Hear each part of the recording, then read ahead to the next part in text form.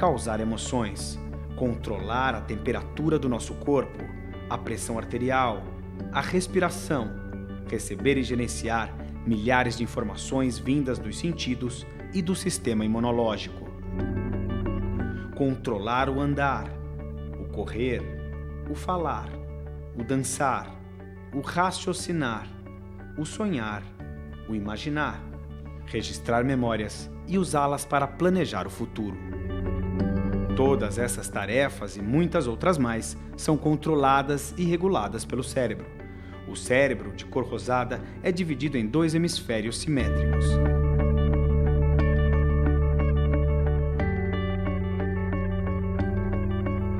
Uma das partes do cérebro é o córtex que predomina na superfície exterior do cérebro. Outras partes do cérebro são os núcleos profundos, o tronco encefálico e o cerebelo. No nosso cérebro existem cerca de 86 bilhões de neurônios, que são as estruturas básicas do seu funcionamento.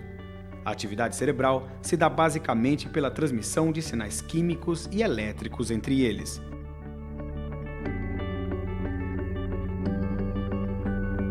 Cada neurônio apresenta um corpo celular, prolongamentos chamados dendritos, geralmente muito ramificados e que atuam como receptores de estímulos, funcionando, portanto, como antenas para o neurônio, e um axônio, prolongamento longo que atua como condutor de impulsos nervosos. Entre os neurônios existem as sinapses. As sinapses são espaços onde os sinais passam de um neurônio para o seguinte por meio de mediadores químicos, os neurotransmissores. O que vemos, portanto, é uma estrutura extremamente dinâmica na qual há uma intensa atividade elétrica.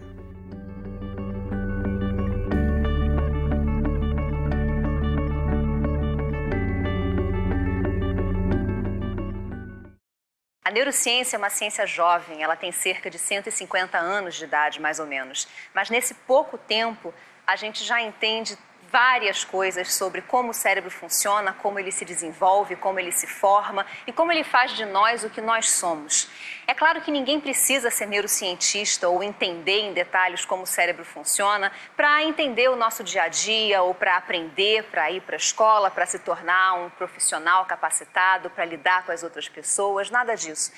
Mas a gente hoje sabe que com conhecimentos sobre a neurociência do cotidiano, como o cérebro funciona em nossas vidas, principalmente na escola, no nosso caso, a vida se torna muito mais interessante, mais instigante e várias coisas ficam muito mais fáceis, como, por exemplo, quando a gente entende as bases do aprendizado, como o cérebro forma conexões novas, forma memórias, a importância da motivação para a formação de talentos, para o desenvolvimento de habilidades. É muito mais fácil lidar com alunos, lidar com os nossos colegas, lidar com a nossa família, os nossos amigos e entendendo o que há por trás de como a gente pensa, como a gente faz as coisas, como nós somos o que somos.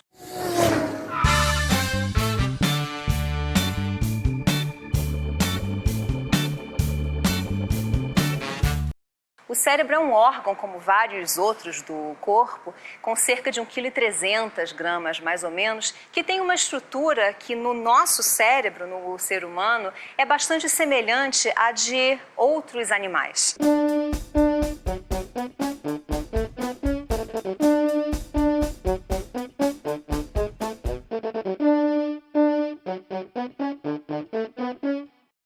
O cérebro, de maneira geral, a gente pode dividir em 3 grandes porções.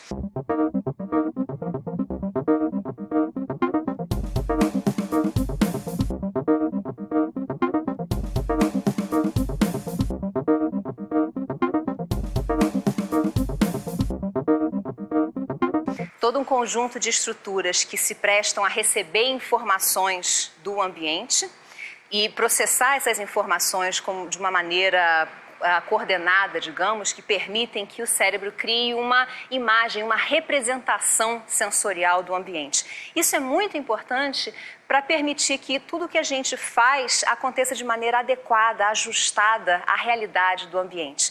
Nós não sabemos o que é de fato real, mas o que nós temos através dos sentidos, construído pelo cérebro, é uma representação da realidade, que funciona para a gente como uma hipótese de trabalho. É a partir dessa hipótese de trabalho sobre onde estão as coisas, como a gente se localiza no ambiente, sobre a identidade das coisas, a distância que elas estão de nós, e também sobre uma representação de como nós nos sentimos, é que a gente cria o nosso comportamento e organiza o nosso comportamento em relação aos outros. Essa imagem composta que o cérebro cria a partir dos sentidos é levada para outras regiões do cérebro que são encarregadas, então, de gerar os movimentos, de gerar o comportamento. Todos os nossos movimentos, para serem não só fluidos, como também apropriados, adequados às suas intenções, ao que você precisa fazer, precisam ser criados de acordo com essa imagem sensorial que a gente tem do mundo. Então, boa parte do sistema nervoso é dedicada a processar essas informações dos sentidos, criar uma representação unificada do mundo e usar essa representação, então, para que a gente possa se movimentar. Para que a gente possa ter os nossos comportamentos, interagir com as pessoas, interagir com o ambiente. Além dessas porções do cérebro, a sensorial que fica na parte de trás e a motora que fica nessa parte mediana, a gente tem o córtex pré-frontal, que é essa porção mais da frente do cérebro, que por definição não é nem sensorial nem motora. É o que a gente chama de córtex associativo, justamente porque ele é capaz de acrescentar complexidade ao nosso comportamento. Ele é capaz de, através de associações com as memórias do passado, com a elaboração de projeções para o futuro, os seus objetivos, as suas estratégias, metas.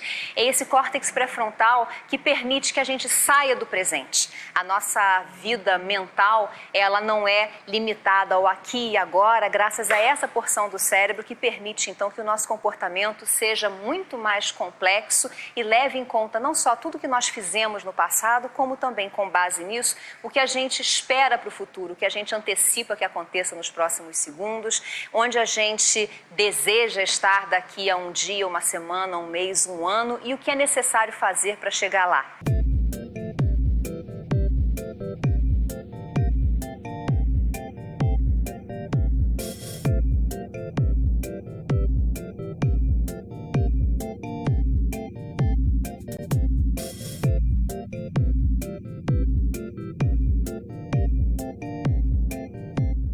Essa porção associativa do córtex, que é o córtex pré-frontal, que também permite que a gente exerça controle executivo, que é a capacidade de olhar para o que você está prestes a fazer e decidir, por exemplo, não fazer aquilo.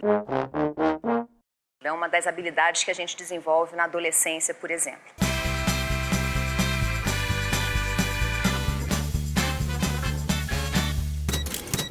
Manter o funcionamento disso tudo custa caro. É o que a gente descobriria bem no começo de um manual de instruções do cérebro, um guia do proprietário, se viesse um com a gente quando a gente nasce. O cérebro sozinho custa cerca de 500 quilocalorias por dia e 1/5, mais ou menos, do oxigênio que a gente respira ao longo da vida.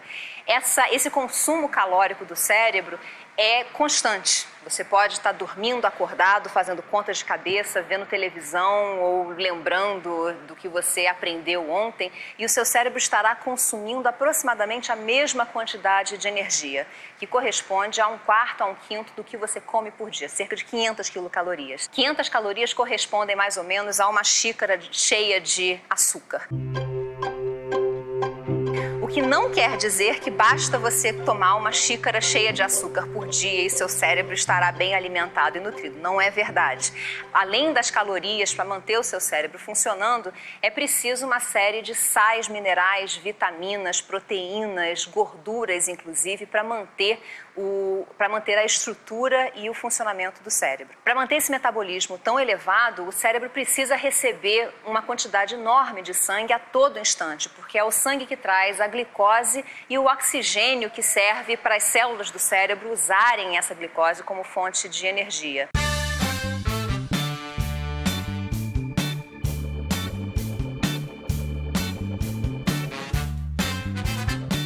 Quando a neurociência começou a estudar o metabolismo do cérebro, parecia um paradoxo o fato do cérebro consumir sempre a mesma quantidade de energia. Não importa se você, por exemplo, fica relaxado, dormindo, sonhando ou resolvendo problemas de matemática de cabeça. Isso é paradoxal porque a gente sabe que quando a gente começa a fazer uma atividade física, por exemplo, os músculos precisam de muito mais energia e, portanto, eles recebem mais sangue para sustentar esse metabolismo. E o cérebro não, como um todo, ele recebe sempre mais ou menos a mesma quantidade de sangue e consome a mesma quantidade global de energia. A gente hoje sabe que a resposta desse paradoxo é que quando a gente desempenha uma tarefa específica, quando você lembra de uma lista de informações que você aprendeu, por exemplo, algumas regiões do cérebro ficam mais ativas do que elas estavam antes, enquanto outras ficam menos ativas do que elas estavam. O que quer dizer que, na média, o consumo energético continua mais ou menos estável. Essas variações de consumo de energia são muito úteis porque são elas que permitem todos os estudos que hoje se baseiam na ressonância magnética funcional, por exemplo, e outras técnicas metabólicas que acompanham justamente essas mudanças no consumo de energia do cérebro. Isso permite que a gente descubra que partes do cérebro participam de funções específicas como a memória de curto prazo, emoções ou processamento visual ou até a tomada de decisões ou os pensamentos simplesmente. Essas imagens também mostram pra gente que o cérebro funciona inteiro o tempo todo. Não é verdade que a gente só use 10% do cérebro. Todas as regiões do cérebro funcionam permanentemente. A diferença é o quanto elas funcionam e quais regiões específicas do cérebro estão mais ou menos ativas a cada instante. É graças a estudos como esses que a gente hoje sabe que regiões diferentes do cérebro podem ter funções bastante específicas. Não só visão, audição, olfato, as sensações da superfície do corpo, as sensações de posição do corpo, planejamento motor, o controle de partes diferentes do corpo, mas também, por exemplo, a elaboração de objetivos, a elaboração de estratégias para você alcançar esses objetivos, a tomada de decisões, a memória de curto prazo, por exemplo, a capacidade de antecipar o que deve acontecer. O que nós somos é o resultado do funcionamento em conjunto de tudo isso ao mesmo tempo, o tempo todo.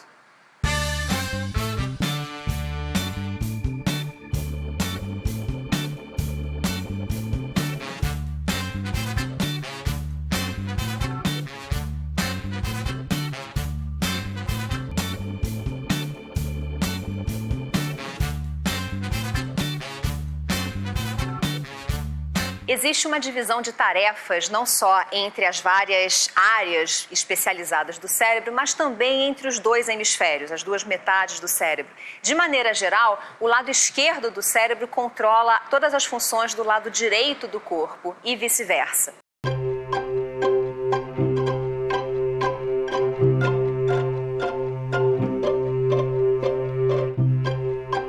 Isso não quer dizer que a gente use o lado esquerdo do cérebro para algumas funções e o lado direito para outras. A divisão se aplica ao controle do corpo, mas mesmo assim é preciso que haja muita interação entre os dois hemisférios para que o corpo da gente se comporte como um todo, justamente, não como duas metades, esquerda e direita.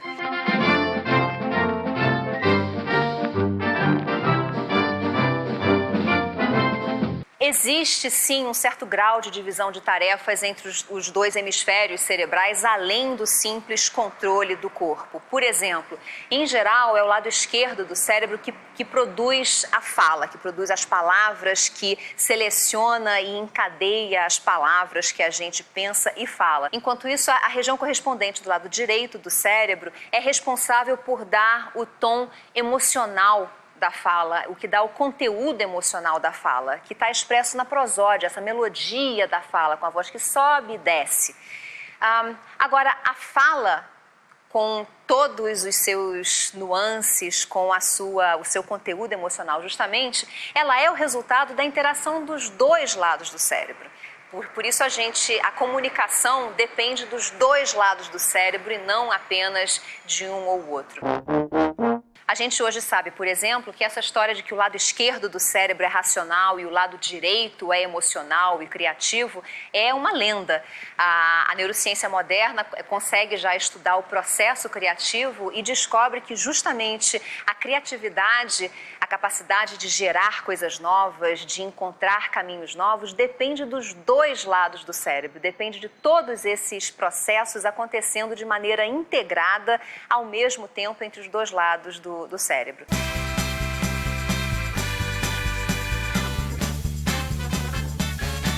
Assim como seres humanos existem dois modelos básicos, homens e mulheres, é natural que o cérebro humano também exista em dois modelos básicos, o masculino e o feminino. A diferença mais gritante entre o cérebro masculino e o feminino é tão óbvia que a gente nem nota que ela é uma diferença cerebral, que é o que diz respeito à preferência sexual. A razão pela qual 90% dos homens se sente sexualmente atraído por mulheres e 90% das mulheres se sente sexualmente atraídas por homens é o cérebro, justamente. É uma diferença no cérebro deles e delas que faz com que o dono daquele cérebro ou a dona daquele cérebro se interesse por pessoas de um sexo em particular.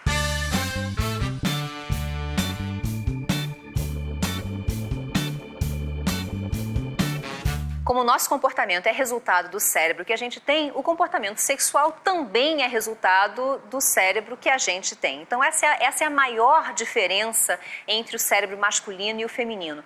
Todas as outras, no que diz respeito, por exemplo, a habilidades visuais, habilidades espaciais, matemáticas, tudo isso é muito mais afetado pela expectativa, pela prática, pelo aprendizado de fato, do que simplesmente pelo gênero do cérebro ser masculino ou feminino.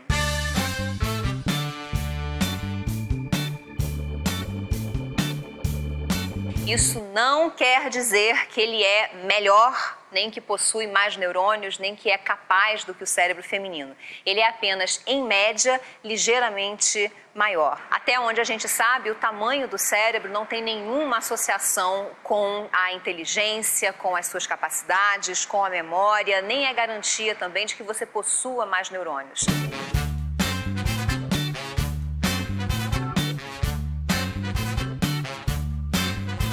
Mais importante do que o tamanho do seu cérebro é como você usa o seu cérebro, o que você faz com ele. E isso é possível justamente porque o sistema nervoso como um todo funciona de uma maneira tal que ele vai se modificando de acordo com o seu próprio uso, de acordo com a sua própria função.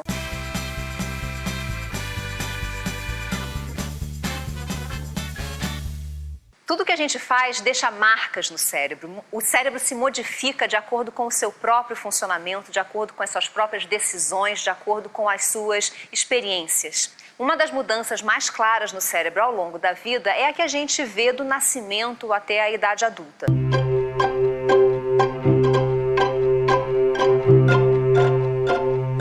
O cérebro da gente nasce com cerca de 1/3 do peso que ele vai ter na idade adulta. Ele ainda não tem todas as células, ainda não tem todos os neurônios que ele terá um dia.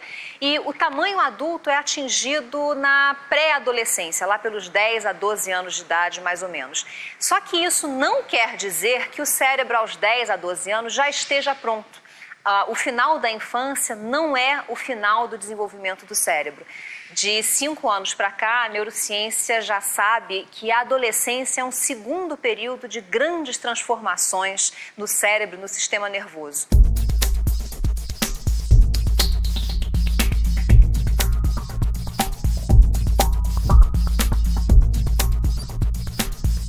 É um novo período de geração de exuberância, de excessos, de conexões entre neurônios no cérebro, seguido de uma nova fase de remoção dessas conexões excessivas, de limpeza, de acordo com o uso que a gente faz. E mesmo assim, mesmo quando a gente chega à idade adulta, com esse cérebro já transformado pela infância e adolescência, a gente continua com a capacidade de aprender coisas novas e de passar por essas modificações ao longo das nossas experiências na vida.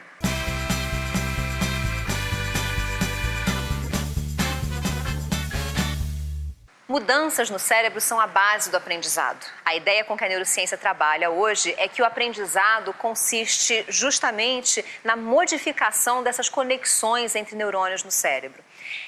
Isso acontece muito mais facilmente, muito mais rapidamente no início da vida, que é a fase em que o cérebro tem uma quantidade enorme de informações, de regras por aprender sobre o ambiente, sobre o mundo em que ele se encontra. Por exemplo, a gente não nasce já sabendo que língua vai falar. O cérebro, ao nascer, ele é capaz de aprender todas as línguas que a espécie humana conhece no planeta. Que língua você fala de fato na sua infância, na adolescência, quando você for adulto, depende da sua experiência, depende da língua que o cérebro ouve ao longo da infância e do que ele usa para se comunicar de fato.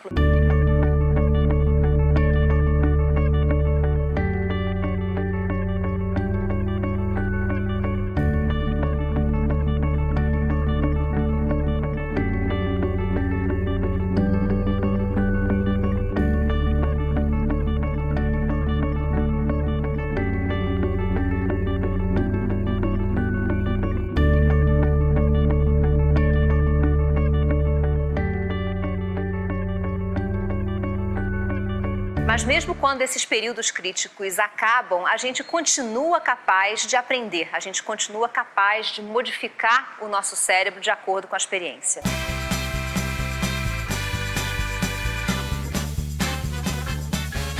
Uma ideia muito popular e muito errada é que as nossas decisões são feitas de maneira racional. Quer dizer, a gente avaliaria quão positivo ou quão negativo, quantos benefícios, quantos custos a gente teria com alternativas possíveis e tomaria uma decisão lógica a partir daí. As melhores decisões seriam supostamente lógicas e racionais. Isso não é verdade. O cérebro possui um sistema especializado em atribuir valores ao que a gente faz, quão bom ou quão ruim alguma coisa é. A base dessa atribuição de valores é a emoção.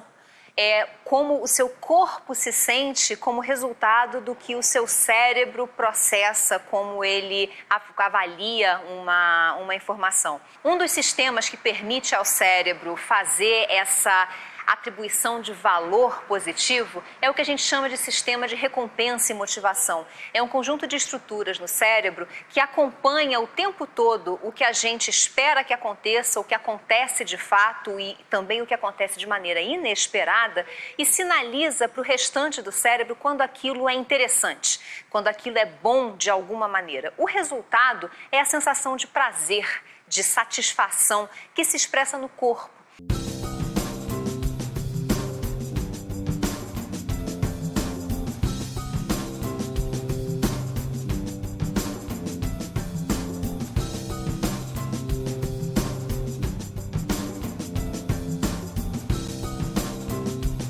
Essa emoção positiva que o corpo expressa de acordo com o que o cérebro acabou de fazer é o sinal que o corpo devolve ao cérebro de que alguma coisa deu certo e, portanto, deve ser repetida mais para frente. Vale a pena ser feita de novo, vale a pena o esforço para que aquilo aconteça mais uma vez.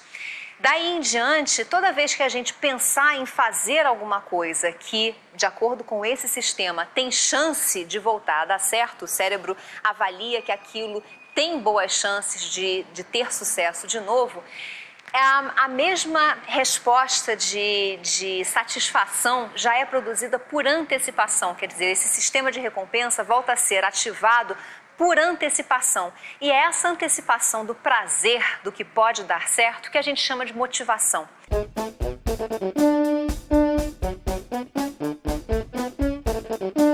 A motivação é, portanto, essa ativação antecipada do sistema de recompensa que faz com que a gente literalmente se mova, saia do lugar, levante, saia da cama de manhã e parta para o dia de trabalho, de lazer, de aprendizado.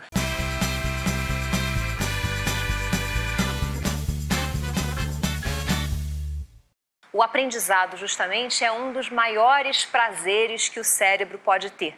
É como ele descobre que uma nova maneira de fazer alguma coisa, de resolver um problema, de juntar informações, dá certo e é interessante. Então, o aprendizado é um estímulo poderoso para o sistema de recompensa que nota que ali tem algo importante, valioso e digno de ser repetido e premia, então, o resto do cérebro através do corpo com essa sensação positiva de satisfação que pode chegar até a euforia.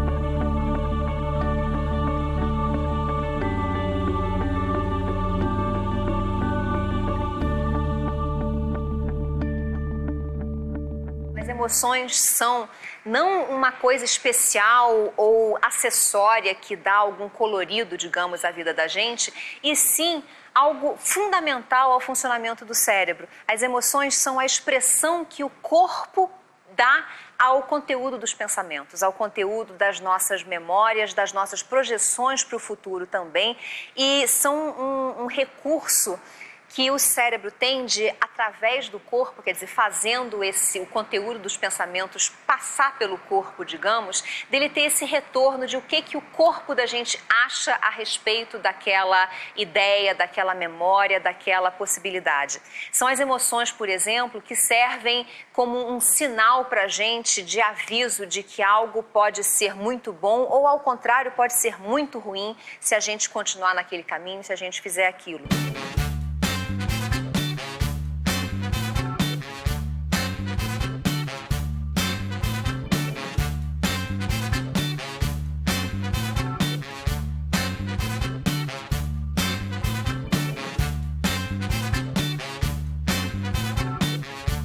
O grande defensor da importância das emoções para a vida cotidiana da gente, sobretudo para a tomada de decisões, de boas decisões, é um neurologista português radicado nos Estados Unidos há muito tempo, chamado Antônio Damasio. Foi o Damasio que demonstrou nos anos 80, de maneira sistemática, o impacto que as emoções têm para as nossas decisões. Nessa época, ele recebia pacientes no consultório que vinham encaminhados pelas famílias porque eles eram executivos, homens de negócios, investidores financeiros, por exemplo, que começaram a tomar péssimas decisões financeiras e colocavam tudo a perder, levavam a família à falência ou a empresa à falência.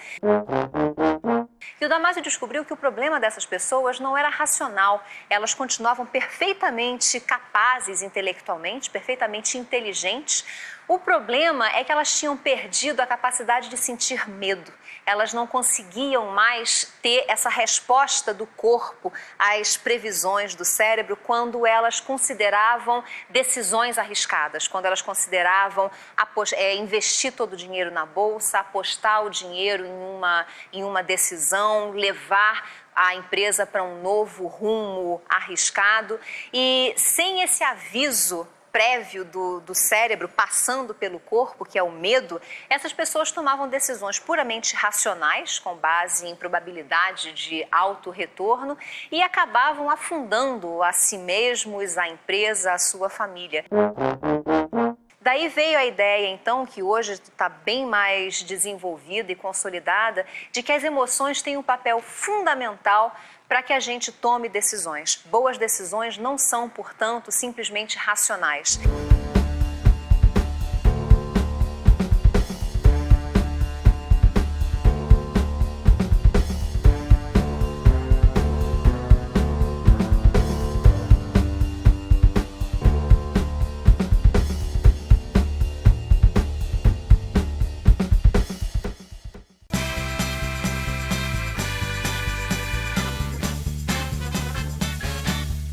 É muito importante também que o cérebro da gente saiba reconhecer aquelas pessoas que nos dão apoio social, essas pessoas que estão disponíveis para nos ajudar quando a gente precisa, que nos dão conforto, segurança e inclusive o apoio material, comida, calor, né, conforto da casa mesmo, esse tipo de segurança.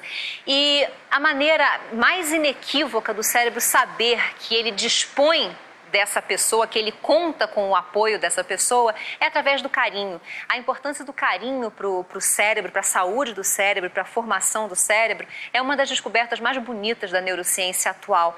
A gente hoje sabe que o carinho que a pessoa recebe, que o animal recebe, o humano inclusive, é sinalizado diretamente ao cérebro de uma maneira que reduz as respostas ao estresse, acalma o cérebro e permite que o cérebro se forme de uma maneira que dali para frente, a vida inteira, esse cérebro que recebe carinho se torna capaz de reagir ao mundo, de lidar com os estresses de uma maneira muito mais tranquila, mais calma, com menos ansiedade e inclusive com mais resistência a todas essas doenças modernas associadas ao estresse.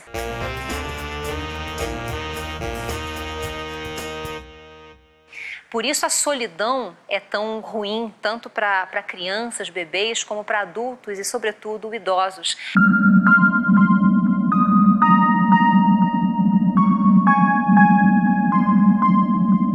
A solidão tem como uma das características mais marcantes justamente essa falta de contato físico.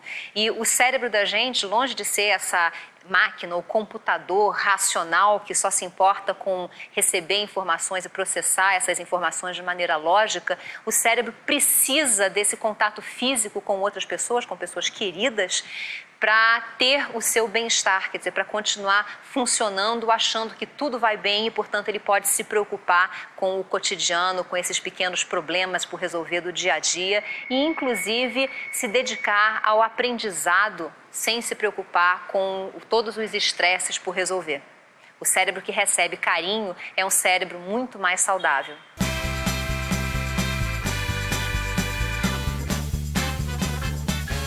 Da mesma maneira como o sistema de recompensa é capaz de ser ativado por antecipação, quando a gente simplesmente espera que alguma coisa boa aconteça, ou é ativado quando a gente lembra de coisas boas que aconteceram no passado, as emoções, de modo geral, também são ativadas, digamos, no corpo, provocadas pelo cérebro, quando a gente lembra de um episódio tocante, agradável, ou, ao contrário, triste, desagradável, que gerou ansiedade no passado, ou projeta uma situação emocional para o futuro. Isso é muito importante porque serve como um guia para o comportamento da gente. Então, o cérebro tem a capacidade de reativar as suas representações emocionais de acordo com a experiência, de acordo com o que a gente antecipa para o futuro. Essa capacidade de reativar representações de coisas que já aconteceram ou de emoções é uma das capacidades mais básicas do cérebro. Isso quer dizer que a gente usa as mesmas partes do cérebro que processam os sentidos, que processam a visão, a audição ou o olfato, por exemplo, e que processam o estado do corpo, que é a base das emoções, tanto quando existe um estímulo no momento presente, algo está acontecendo naquele instante, na sua frente, mas essas mesmas regiões do cérebro também são usadas quando você evoca uma memória de algo que aconteceu no passado ou projeta algo para o futuro. Então, a reativação de representações do cérebro é a base, portanto, das memórias que têm conteúdo emocional, da capacidade que a gente tem de antecipar se a gente vai gostar ou não de fazer alguma coisa no futuro, da gente escolher, por exemplo, se prefere tomar um sorvete de chocolate ou de morango, né? É essa reativação também.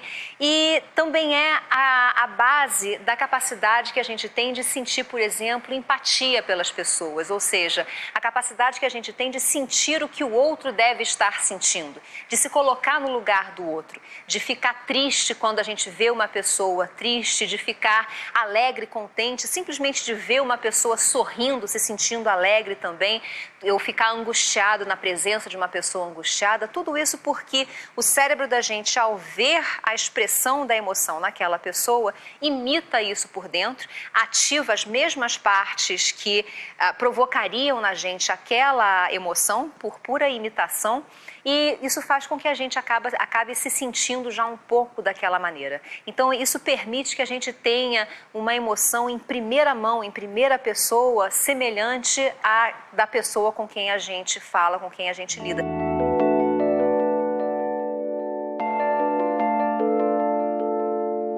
Isso é a base das interações sociais, da vida em sociedade, ou seja, a capacidade que a gente tem de levar o outro em consideração, não só racionalmente, como que eu acho que a pessoa deveria reagir ao que eu falar, por exemplo, mas emocionalmente também, como eu antecipo emocionalmente que a pessoa se sinta se eu falar tal coisa, como que eu me sentiria no lugar dela.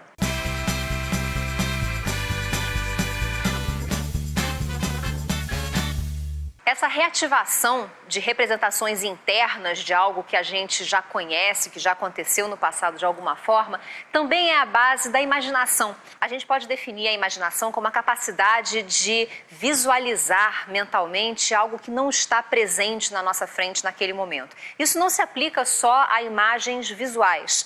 A gente também pode imaginar, por exemplo, um cheiro, um som, a gente pode ouvir mentalmente uma música, por exemplo, ou a voz de uma pessoa querida, ou alguém que você conheça. Isso tudo é imaginação. Uma outra maneira de imaginação, digamos, é a criatividade, que pode ser definida como a capacidade que a gente tem de criar um caminho novo, de encontrar uma maneira nova de fazer alguma coisa, de resolver um problema, de encaixar elementos que já façam parte do nosso repertório, que a gente conheça de alguma maneira, de uma forma nova, que resolve um problema, digamos, naquela hora. Tanto a imaginação quanto a criatividade dependem, portanto, dessa reativação de representações que você já tem no seu cérebro, quer dizer, de experiências anteriores. Agora, como a gente sabe que até os sentidos, até essas representações sensoriais dependem de experiência, por exemplo, se você não tem experiência com sons da língua francesa ou do finlandês, o seu cérebro não é capaz, ele não se torna capaz, ele não mantém a capacidade de processar esses sons. Então, portanto, ele não consegue representar esses sons do francês ou do finlandês. Como a imaginação depende da reativação dessas representações sensoriais, se você não teve experiência sensorial com alguma coisa, você também não vai ter a capacidade de imaginar aquela coisa. Então, a imaginação também depende de experiência sensorial e experiência prévia com o mundo de uma forma geral.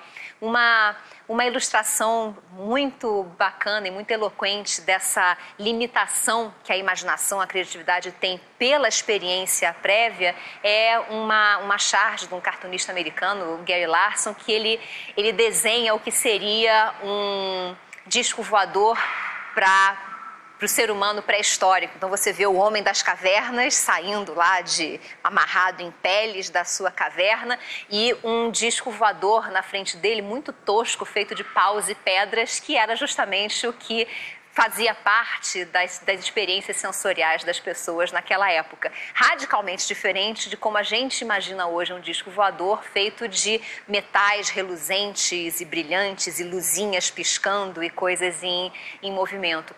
Então, a capacidade que a gente tem de imaginar, de criar coisas novas, depende da experiência. O que a gente aprende com isso? Que quanto mais rica for a sua experiência de vida, quanto mais elementos diferentes você conhecer, quanto mais variada for a sua experiência sensorial, de mais elementos você vai dispor futuramente para imaginar tudo aquilo, para criar coisas novas, para imaginar combinações novas.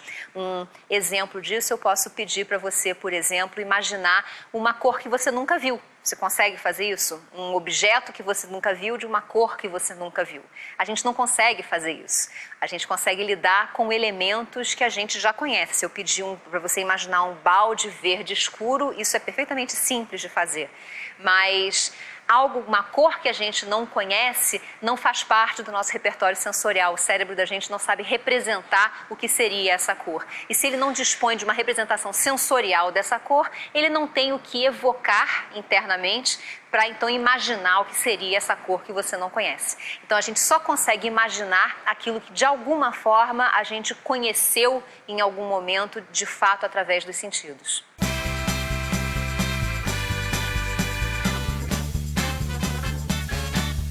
Um dos conceitos novos mais importantes que a neurociência tem nas últimas décadas é o da reorganização funcional, quer dizer, a capacidade que o cérebro tem de se adaptar, de modificar a maneira como ele processa a informação, sobretudo quando ele sofre insultos, quando ele sofre lesões, como, por exemplo, derrames ou pancadas muito fortes, ou até doenças que perturbem a estrutura e a função de regiões específicas do cérebro.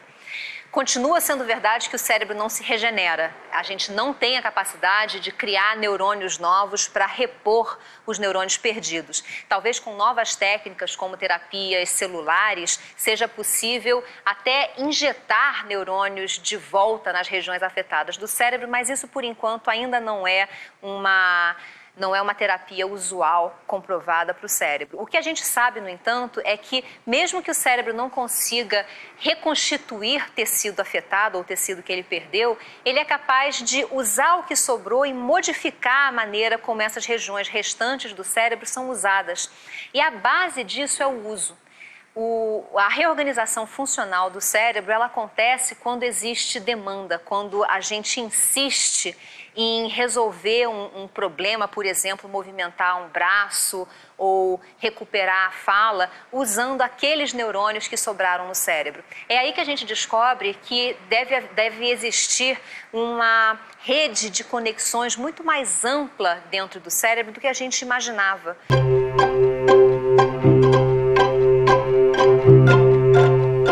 E essa rede, essas conexões entre neurônios, elas são capazes de se reorganizar e redistribuir funções, assumir novas funções, desde que haja uso. Por exemplo, uma das terapias mais eficazes hoje em dia é uma técnica de fisioterapia que se chama uso forçado.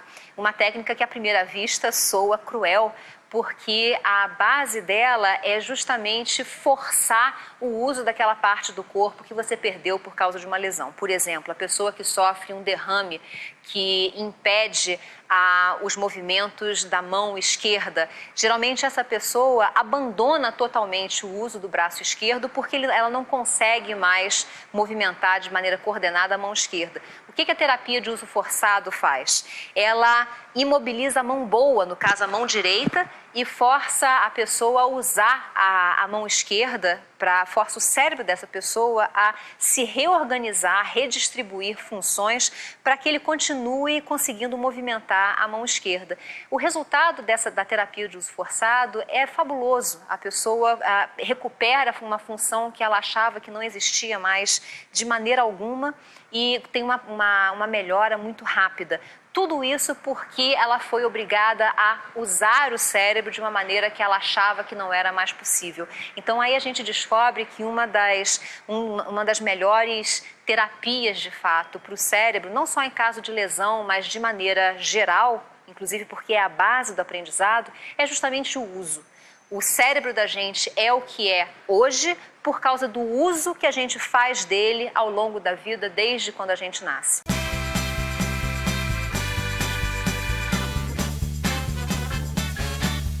Se a gente fosse escrever um guia do proprietário para o cérebro, então esse guia deveria começar com algumas informações básicas sobre o cérebro que a gente tem, e uma delas é que esse cérebro justamente custa muito caro. Ele custa caro em energia, por isso é importante que a gente se alimente bem e com uma quantidade calórica suficiente para manter o metabolismo do cérebro.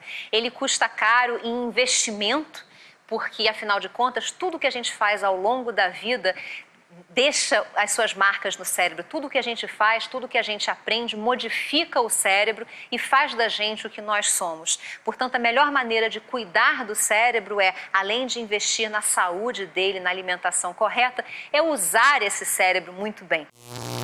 Quanto mais a gente usa o cérebro, melhor ele fica e com mais capacidade para continuar aprendendo e fazendo coisas novas.